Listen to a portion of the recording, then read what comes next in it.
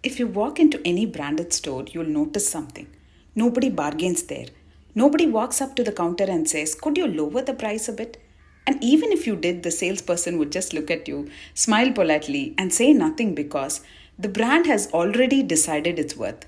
But somehow, with ourselves, we basically turned ourselves into the roadside stall, letting anyone and everyone walk up, touch our worth, mess up with our identity, and walk away feeling like they got a good deal on us, right? Someone makes one comment, "You're good for nothing," and we go, "Okay, fine, you're right, I'm good for nothing."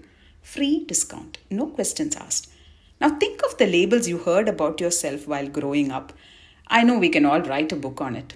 Some are good, some are not so good.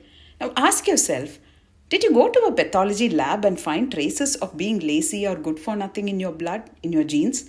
No, right? Because these labels were mostly given to us by others and we happily allow them to stick on us. Let me tell you something about how our brain actually builds reality or a brand of ourselves. Identity of a person is not a fact, it's a repeated emotional memory. Your brain doesn't always record what is logical. It records what is said with enough emotional charge because the brain is always emotionally charged. It's like a wall of wet clay. Whatever gets thrown at it sticks. It doesn't ask, it simply absorbs. So if you were told you were lazy or good for nothing even once in anger, that moment can stick in your clay forever.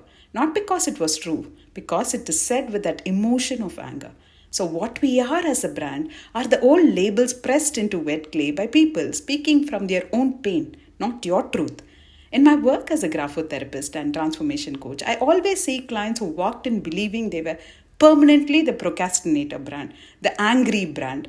But within a few sessions, they begin to outgrow labels they carried for decades and literally transforming from a Fiat to Ferrari because I showed them through graphotherapy that the clay can still be reshaped. Here's my invitation to you. Stop being that roadside stall. Let's build a royal, regal brand where people don't come up to bargain. They walk and stop, astonished by the sleekness, the regality of who you've become.